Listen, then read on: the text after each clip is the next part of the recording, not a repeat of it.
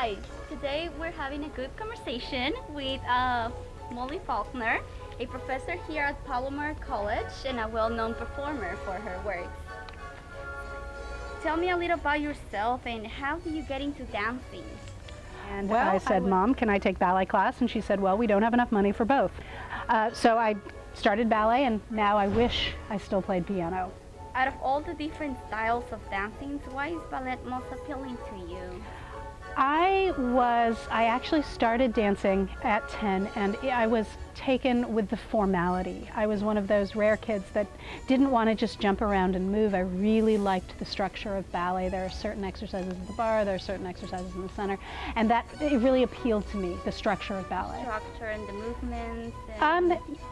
I think more than anything, it was consistent, and I just really liked knowing what came next. Do you think you compel more with ballet because it's more expressing yourself through your body, or? It became that for me. Okay. There's a moment where the technique, where it's just technique, and then there's a moment in the technique where all of a sudden all of that youthful exuberance that you brought to it starts to resurface through the technique.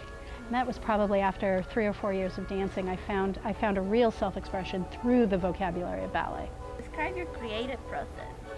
Oh, you know, I always say, if I have the utmost faith in my creative process, and it's different every work I do, but I walk into the studio and I know for certain that what happens in the studio is what's meant to happen in the studio. I often say I wish I could live my life the way I create works, because I have absolute trust in the process.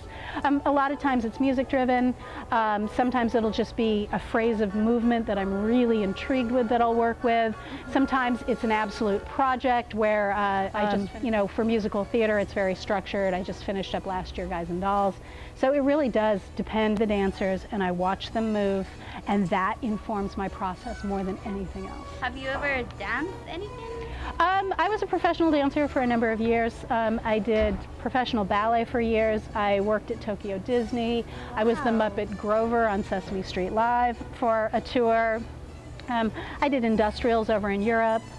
So yeah, I did a lot of professional dance, but when I got my master's degree, I realized that I wanted to teach. I realized I didn't know enough to teach the way I wanted to teach, and so I went and got my doctorate. Ballet is mostly seen as a dance aimed towards women. How do you feel about men doing ballet? I believe that women need to take control over the ballet, because it has been known to be such a harsh environment for women, and it doesn't need to be. We need to take more control over it. Yes. But I think, it's nice when men dance. But we're in America, we don't have that culture. How many women are ballet directors? Very few. So we may be in the majority, but we're in the minority. And what is the hardest thing about ballet that you will suggest? It has a very strict vocabulary. And I think for me that was appealing to me. But when I work with my beginning dancers, I see that my dancers struggle with that vocabulary and the confines of ballet. Mm-hmm. And the beauty of ballet is finding that artistry within these boundaries. That's what contemporary ballet, we tend to break boundaries, and I don't ever choreograph in a traditionally classical vein. I always am in a contemporary vein. But your dance piece, Working For, was presented at the Palomar College Dance Festival in 2007. Can you describe the premise behind the dance piece? I can. It was a campus-wide initiative to look at kind of economics, the idea of economics. And so the economics classes were talking about certain themes about what it is to live in poverty. The theater program did plays based on that. So all of the campus, it was a campus-wide theme, so I picked up on it. And I picked this gorgeous piece of Vivaldi because it's so highbrow. And then I ended up using a new senator. He was talking about the working poor, and it turns out that was Senator Obama. Mm-hmm. So it's his voice as a senator before he became president, talking about what it is to be poor, and then then I juxtaposed NPR clips about story. And I think it is actually even more relevant today. I should probably bring it back. It's even more relevant today than it was when we choreographed it in 2007, because the economic crisis has just gotten worse and worse and worse. And of course, the hardest hit, or one of the hardest hits, is the arts, because all of a sudden everyone's trying to fulfill Maslow's needs, so you don't have extra money for those entertainments, all that.